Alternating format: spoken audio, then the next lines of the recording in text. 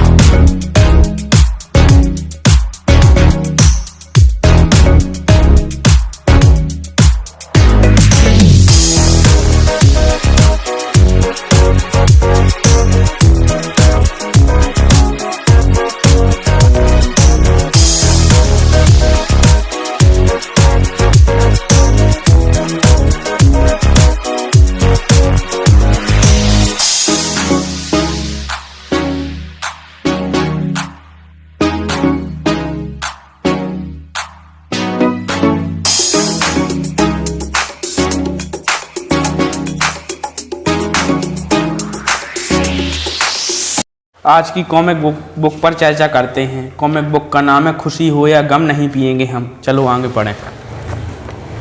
चंदन के पिताजी घर के बाहर ही मिल जाते हैं। नमस्ते मनोहर काका। नमस्ते दीदी, कैसे आना हुआ? हम सब चंदन से मिलने आए हैं। कैसा है वो? जब से उसने स्कूल छोड़ा उससे मुलाकात ही नहीं हुई। हाँ, फेल हुआ तो शर्म के मारे दूसरे स्कूल में जाने लगा। कैसी चल रही है उसकी पढ़ाई? एक बार ठोकर खाली है, अब ठीक ही कर रहा है। आओ बैठो। चंदन की माँ अंदर से सबके लिए पानी लेकर आती है। काका चंदन को बुलाइए ना। चंदन देख, तेरे दोस्त आए हैं। मैं अच्छा हूँ, तुम कैसे हो दोस्तों? अरे दीदी और मुस्कान भी आई हैं। हाँ चंदन, सबको तुम्हारी बहुत चिंता हो रही थी। अब कैसे हो? दीदी धन्यवाद, आपने मुझे चंदन के लिए एचसी के पास भेजा। हाँ दीदी, उन्होंने ही हमें इस समस्या से बाहर निकाला। एक ऐसी पहेली बुझा रहे हो, क्या हुआ था चंदन को? क्या बताऊं, यह सब मेरी वजह से हुआ। आपकी वजह से कैसे? ये रोज कुत्ते की जेब में एक बोतल खरीद ले जाते थे। कुर्ते मनोहर काका शर्मिंदा होकर घर के अंदर चले जाते हैं। काहे की बोतल? अरे वही मेरी सौतन बदनामी के डर से सबके सामने नहीं पीते। हाँ भाभी, लोग पीते देखते तो बड़ी बदनामी होती। भाभी रो मत।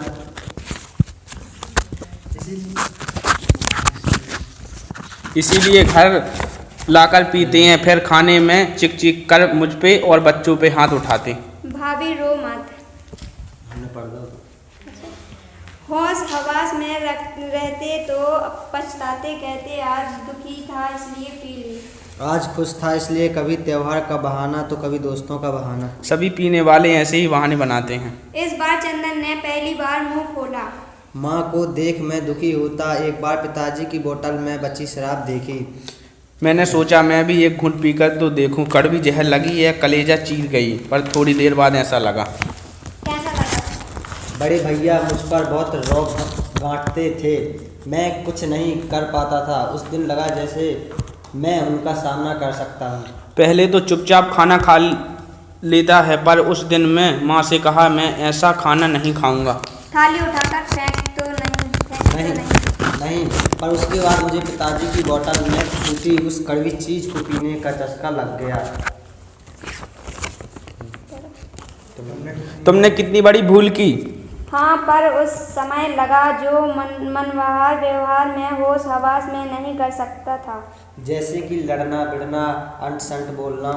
हाँ, पीने की आड़ में पिताजी की तरह मैं भी अपनी भड़ास निकालने लगा। यह सदस्य कमजोर होती गई। नशा करने को नहीं मिलता तो चिड़चिड़ाता।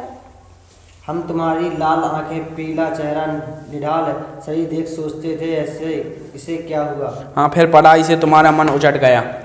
जब तक हमें समझ में आता तब तक पानी सर के ऊपर से जा चुका था। मैंने एक बार काकी को बहुत परेशान देखकर पूछा था, क्या बात है? मैंने दीदी को बतलाया कि पहले बाप से परेशान थी, अब बेटा भी उसी रास्ते पर चल पड़ा। फिर क्या हुआ?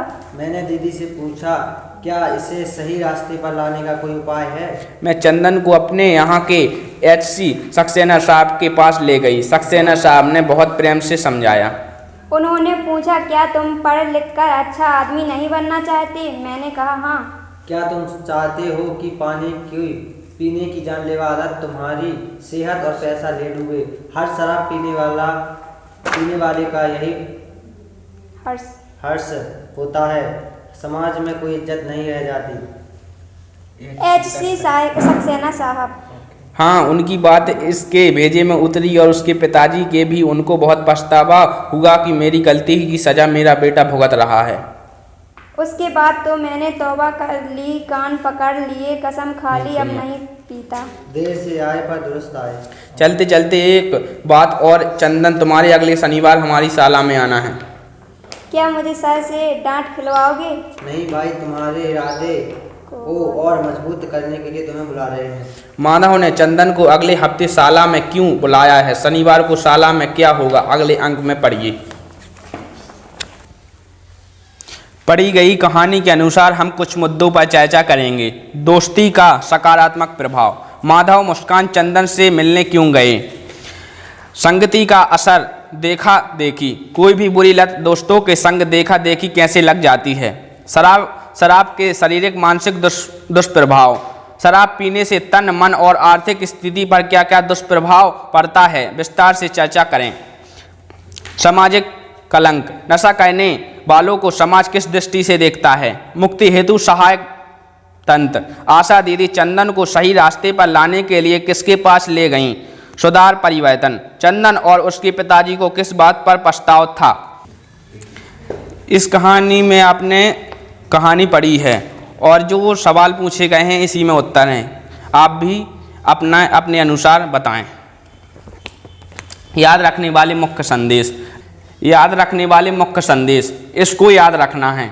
नशे का दुष्प्रभाव। लत लगने के बाद उस नशीले पदार्थ की तलब, भूख लगती है, जिसे हर हाल में व्यक्ति पूरा करना चाहता है। जब नशीले पदार्थ आसानी से उपलब्ध नहीं होते तो उन्हें पाने के लिए व्यक्ति गलत काम करना शुरू कर देते हैं, जैसे चोरी करना, डरना, धमकाना, छीनना आदि। नशा धीरे धीरे आदत बन जाता है। व्यक्ति तंबाकू के पाउच से आरंभ करता है, फिर कई बार बीड़ी, सिगरेट, शराब आदि की लत भी लग जाती है। व्यवसाय, घर परिवार की अर्थव्यवस्था को चरमरा देते हैं। नशीला पदार्थ कोई भी हो, शरीर को हानि पहुंचाता है। खांसी, दमा, टीबी, कैंसर जैसी जानलेवा बीमारी इनकी लत से ही होती है। नशा न मिलने पर तनाव, चिड़चिड़ापन, शरीर में दर्द, थकान आदि लक्षण दिखाई देते हैं। इनके कारण व्यक्ति घर या बाहर लड़ाई झगड़ा, मारपीट, हिंसा आदि कार्य करने लगता है। व्यवसायी होने पर पढ़ाई करने, नौकरी मिलने में भी समस्या आती है। जिम्मेदारियों का वहन करना और मुश्किल हो जाता है और नशा करने वाले व्यक्ति की